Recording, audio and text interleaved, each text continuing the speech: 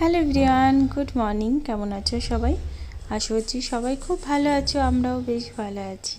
আর কিছুদিন পর আমার ছেলের মুখে ভাত, আর সেই উপলক্ষে আজ সকলে মিলে আছি গঙ্গা স্নান করতে।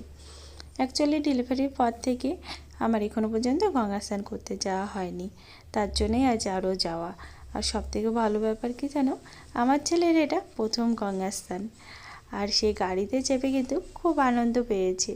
ওকে একটু বাইরে বের করলেই ও খুব আনন্দ পায়, ঘুরতেও খুব ভালোবাসে। তো দেখো, গল্প করতে করতে আমরা কিন্তু অবশেষে পৌঁছে গেছি ঘাটে। আর আজকে রাস্তাতে প্রচণ্ড জ্যাম ছিল, তো আসতে একটু লেটই হয়ে গেল। এখন আমরা এসেছি বেলডাঙা ঘাটে। আমি আজ প্রথম বেলডাঙা ঘাটে এসেছি। এর আগে যতবার গঙ্গা স্নান করেছি সবই কিন্তু বহরমপুরেই গিয়েছিলাম। বেলডাঙা ঘাটে এসে দেখি বেলডাঙা ঘাটটাও বেশ ভালো, পরিষ্কার পরিচ্ছন্ন। আর চারিদিকে এত মানুষ, এত জল দেখে আমার ছেলে কিন্তু পুরো অবাক হয়ে গেছে।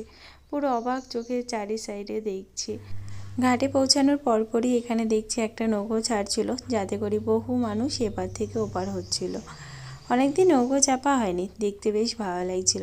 ইচ্ছা আছে একবার ছেলেকেও নৌকা চাপানোর। আমরা তো অনেকবারই চেপেছি, আমতলা ঘাট পার করার জন্য অনেকবারই নৌকো ব্যবহার করা হয়েছে। তো এখানে নৌকাটা চলে গেল, আর এক এক করে আমরাও গঙ্গা স্নান সেরে নিয়েছিলাম। তখন আর কোনো রকম ভিডিও বানানো হয়নি। এখন আবার বাড়ির পথ ধরেছি, যাচ্ছি বাড়িতে। আর যাওয়ার সময়তে কিন্তু আমার ছেলে এখানে পুরোপুরি ঘুমিয়ে পড়েছিল তার ঠামির কোলে।